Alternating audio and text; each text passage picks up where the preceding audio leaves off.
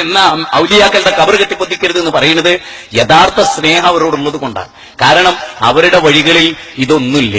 നിങ്ങൾ ആലോചിച്ച് നോക്കുക, എന്തെല്ലാം അന്ധവിശ്വാസങ്ങളുണ്ട് നമുക്ക്. ദർഗയില് പോവുക, ഇപ്പൊ ചില ദർഗുണ്ട് ഉത്തരേന്ത്യയിലൊക്കെ, ആ ദർഗയില് നമ്മളിങ്ങനെ മുന്നിട്ട് ചെല്ലും. മുന്നിട്ട് എന്നാ പിന്നെ നമ്മളിങ്ങനെ തിരിഞ്ഞു പോരൂല. അതായത് ചന്തി ദർഗക്ക് അഭിമുഖാക്കിയിട്ട് നമ്മൾ ഇങ്ങോട്ട് തിരിച്ചു പോരൂല. അങ്ങോട്ട് ഇങ്ങനെയാ പോയതെങ്കിൽ പിന്നെ കുയ്യാന നടക്കണമായൊരു റിവേഴ്സിലാ പോരുക. എന്താ ദർഗയിലെ ഔലിയാനോടുള്ള ദരവ്. ഞാൻ ഒരു കാര്യം പറഞ്ഞോട്ടെ, നിങ്ങൾ അവിടെ ചെന്ന് ആ ദർഗയിലെ ആളെ വിളിച്ചു ദ്വേരക്കണ്ട. നിങ്ങൾ ആ റിവേഴ്സ് ഗിയറിൽ നടക്കണില്ലേ, അത് അയാൾക്കുള്ള ഇബാദത്താ. അത് അയാൾക്കുള്ള ഇബാദത്താ. നിങ്ങൾ ആ ദർഗയെന്ന് ഇങ്ങനെ നടന്ന നിങ്ങൾ ബാക്കോട്ട് ഇങ്ങനെ നടന്നു പോരുന്നില്ലേ, ആ നടത്തം അയാൾക്കുള്ള ഇബാദത്താണ്. അതുവഴി നിങ്ങൾ ചെയ്യുന്നത് ശിർക്കാണ്. നിങ്ങൾക്കറിയോ, ആ നടത്തം ഇബാദത്താണ്. മനസ്സിലായോ? ഒരു ദർഗന്റെ മുമ്പിൽ വണ്ടി നിർത്തിയിട്ട് ആ ദർഗയിലെ പെട്ടിയിൽ നിങ്ങൾ പൈസ ഇടുന്നില്ലേ, ആ നോട്ട് പെട്ടിയില്, ആ പൈസ ഇടൽ അവർക്കുള്ള ഇബാദത്താണ്.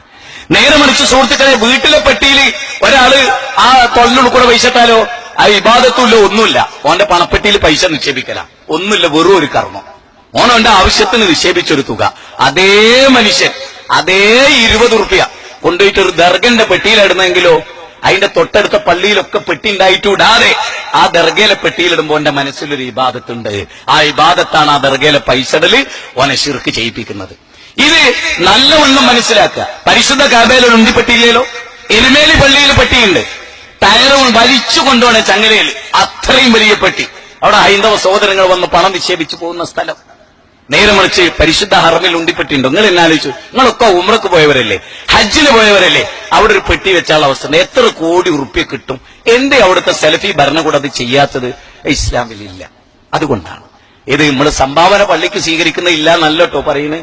ദർഗയിൽ വെക്കണ പെട്ടിക്ക് വേറൊരു ഉദ്ദേശമുണ്ട്. ഞാൻ പറഞ്ഞല്ലോ, കുഞ്ഞിപ്പള്ളിയിൽ പൈസ എറിയുമ്പോ എന്താ അറിയോ, കാത്തോളണേ എന്നുള്ളതാണ്. കുഞ്ഞിപ്പള്ളിയിൽ അന്ത്യവിശ്രമം കൊള്ളുന്ന ഔലിയ കാത്തോളണേ എന്നാണ് അതിന്റെ അർത്ഥം. സത്യല്ലേ? അല്ലേ? അല്ലേ? നിങ്ങൾ ആലോചിച്ചു നോക്ക്. ആണ് സുഹൃത്തുക്കളെ, ആണ്. സദക്ക അപകടത്തെ തൊട്ട് തടയുമെന്ന് നമ്മൾ മനസ്സിലാക്കും. അപകടത്തൊട്ട് തടയുന്ന ആരാ?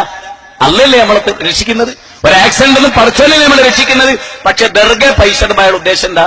ഈ ദർഗയിൽ അന്ത്യവിശ്രമം കൊള്ളുന്ന ആള് ഞാനിവിടെ പൈസ ഇടുന്നത് കാണുന്നുണ്ട്, എന്റെ മനസ്സ് അയാൾ അറിയുന്നുണ്ട്, എന്റെ തേട്ടം അയാൾ അറിയുന്നുണ്ട്, അതുകൊണ്ട് എന്നെ അപകടത്തിൽ നിന്ന് ഈ ദർഗയിലുള്ള ആൾ രക്ഷപ്പെടുത്തും. ഇതാണ് അയാൾ മനസ്സിൽ. അല്ലാന്ന് അവര് പറയട്ടെ, ആത്മാർത്ഥമായിട്ട് അവര് പറയട്ടെ, ഇലാഹാണെന്നൊന്നും അവർ വിചാരിക്കില്ല. പക്ഷെ അവർ വിശ്വസിക്കുന്നുണ്ട്. എന്ത്? ഈ മഹാൻ എന്നെ കാണുന്നുണ്ട്, എന്നെ അറിയുന്നുണ്ട്. ഞാൻ ഈ കുഞ്ഞിപ്പള്ളി വിട്ടാൽ എന്റെ ഇനോവ ഒരു സ്ഥലത്തും അപകടപ്പെടില്ല, അങ്ങനെ പെട്ടാൽ അയാൾ സംരക്ഷിക്കും. ഈ വിശ്വാസം അതാ അവിടെ ഇറങ്ങി പൈസ ഇടാൻ പ്രേരിപ്പിക്കുന്നത്. ഞാൻ മെനയാന്ന് എന്റെ നാട്ടിൽ ബാലുശ്ശേരിയിൽ രാവിലെ മോളെ സ്കൂൾ കൊണ്ടുപോയി വിട്ടു വരുമ്പോ ഞങ്ങളുടെ ടൗണിലൊരു ക്ഷേത്രമുണ്ട്. ആ ക്ഷേത്രത്തിലാണ് എല്ലാ വണ്ടിയും നിർത്തി പൈസ ഇടുക, ഹൈന്ദവരായ ആളുകൾ പൈസ ഇടുക. അപ്പൊ ഒരു പല്ല് പൊട്ടൊക്കെ തൊട്ടൊരു ഹിന്ദു സഹോദരൻ ബസ് റോഡ് കുറുകെ ക്രോസ് ചെയ്ത് പോയിട്ട് അതിൽ പൈസ ഇടുമ്പോൾ അതിന്റെ അർത്ഥം എന്നറിയോ? ദാ ഞങ്ങൾ രാവിലെ യാത്ര പുറപ്പെടുകയാണ്, ഞങ്ങളെ ബസ്സിനൊരു അപകടവും പറ്റരുതേ, കാത്തോളമേ. ആ പൈസ ഇടൽ ഇബാദത്താണ്. അവിടെ ആരെയാണോ മുന്നിൽ കാണുന്നത് അവർക്കുള്ള ഇബാദത്താണ്. അള്ളാനെ മുൻനിർത്തി ഒരു ദരിദ്രനെ 10 റുപ്യ എടുത്താലോ, പടച്ചോനെ ഇതൊരു സദക്കയാണ്, ഇതിനെ കാത്തോളേന്നാണെങ്കിലോ, അത് അള്ളാഹ്ക്കുള്ള ഇബാദത്താണ്.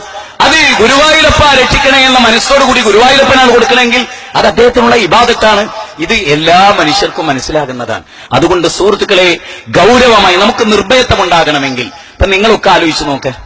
സത്യത്തിൽ മൂസാ നബിയുടെ സദസ്സിൽ വെച്ച് പാമ്പ് വടി നിലത്തിട്ടപ്പോൾ പാമ്പായി എഴഞ്ഞു. ആസിയ ബീവിക്ക് മനസ്സിലായി ഇത് മുഅ്ജിസത്താണ്, ഇത് മനുഷ്യന് കഴിയുന്നതല്ല. ഇന്ത്യന്ന് വരെ സാഹിറന്മാരെ കൊണ്ടുപോയിട്ടാണ് ഫിറഔൻ അവിടെ മൂസാ നബിയുടെ മുമ്പിൽ മേജിക് കാണിച്ച്. 5000-ഓളം വരുന്ന സാഹിറന്മാർ, ലോകത്തിന്റെ നാനാദിക്കുകളിൽ നിന്നും സാഹിറന്മാർ വന്നു. ഇന്ത്യന്ന് വരെ പ്രഗത്ഭരായ സാഹിറന്മാരുണ്ടായിരുന്നു എന്നാണ്, മാരണക്കാരുണ്ടായിരുന്നു, ജ്യോത്സ്യന്മാരുണ്ടായിരുന്നു എന്നാണ്. അവരൊക്കെ അവരുടെ കയറിട്ടപ്പോ പാമ്പായിട്ട് തോന്നി. മൂസാ നബിയുടെ വടിയിട്ടപ്പോ പാമ്പായി തോന്നല്ലോ, ഒറിജിനൽ പാമ്പായി. കുൻ ഫയകൂൻ.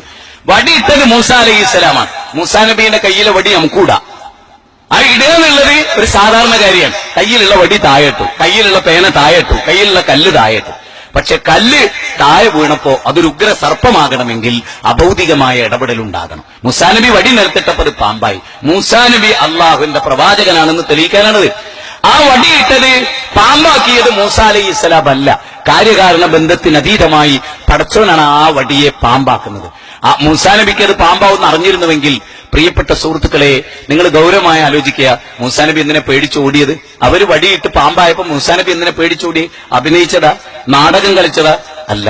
ഈ വടി ഇക്കോലത്ത് പാമ്പാവുന്ന മൂസാ നബിക്ക് ഒരു ഉറപ്പില്ല, അല്ല പാമ്പാക്കിയാലല്ലാതെ. ഇനി നിങ്ങൾ ആലോചിച്ച് നോക്ക്, ചെങ്കടലിന്റെ വക്കത്ത് വന്ന് നിൽക്കുകയാണ് മൂസാ നബി. ഇതൊക്കെ ഞാൻ നാടൻ ശൈലിയിൽ പറയുന്നത്.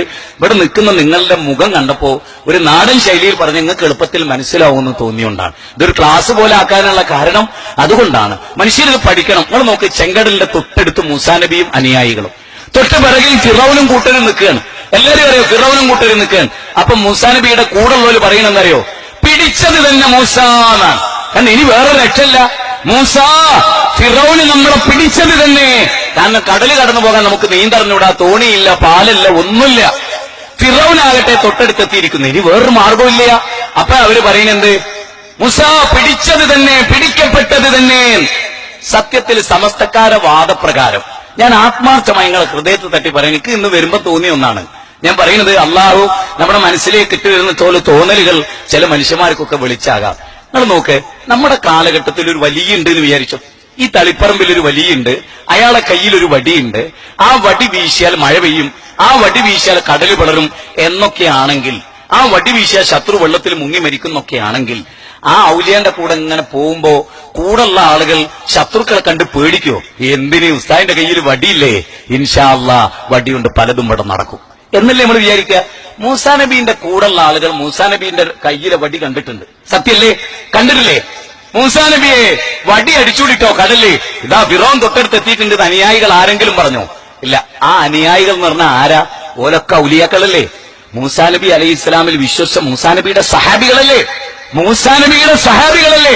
ആ സഹാബികൾ പറഞ്ഞു, എടാ പേടിക്കണ്ട. അവര് പറഞ്ഞ എന്താ? പിടിക്കപ്പെട്ടത് തന്നെ മൂസ എന്നാണ്. അപ്പൊ എന്താ കൂട്ടുകാർ പറയും, എന്താ പണ്ടൊരു കഥ, മൂസാ നബീന്റെ കയ്യിലെ വടി ചെങ്ങായി അടിച്ച കടല് പിളറിച്ച് എന്താ വിചാരിച്ചേ? മൂസാ നബി ആരാന്ന് അജ്ജി വിചാരിച്ചേ?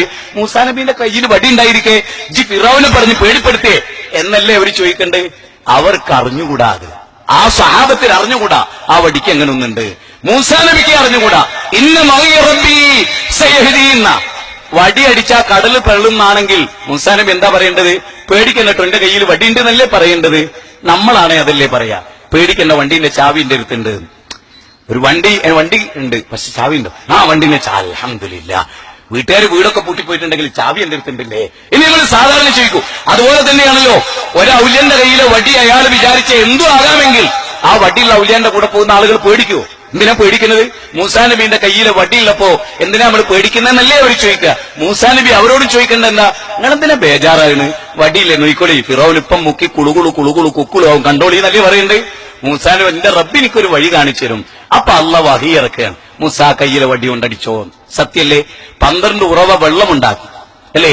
അതും മൂസാ നബിക്ക് അറിയോ? വടി അടിച്ചാ ഈ കല്ല് വളരും? ഇല്ല. മൂസാ നബിനോട് വടി കൊണ്ടടിച്ചോ. അതുവരെ മൂസാ നബി അലൈഹി ഇസ്ലാമിന് അറിയോ? കലീമുല്ലാഹി മൂസ 9 മുഅ്ജിസത്ത് അല്ലാഹു അദ്ദേഹത്തിലൂടെ പ്രകടിപ്പിച്ചില്ലേ? ഇനിയെങ്കിലും ഞാൻ ഈ തലപ്പറമ്പിലൊക്കെ ഉള്ള എത്രയോ സ്ഥലത്ത് ഞാൻ ഇവിടെയും പ്രസംഗിച്ചാൽ മുമ്പ് നിങ്ങൾക്ക് ഓർമ്മ ഉണ്ടാവും. ഈ സ്ഥലത്തിന്റെ ഇവിടെ തന്നെയാണെന്ന് ഞാൻ മനസ്സിലാക്കണം. ഇവിടെയും അവിടെയൊക്കെ നമ്മൾ പ്രസംഗിച്ചിട്ടുണ്ട്. അപ്പോ നിങ്ങൾ ആലോചിച്ച് നോക്ക്, നമ്മൾ എന്തിനാ തർക്കിച്ച് കാലം കഴിച്ചു കൂട്ടുന്നത്? അള്ള തന്ന വായു, അള്ള തന്ന വെള്ളം എല്ലാം അള്ള തന്നതല്ലേ? ആ അള്ളാനോടുള്ള ഏറ്റവും വലിയ നന്ദിയല്ലേ അള്ളാന്ന് വിളിക്കല്?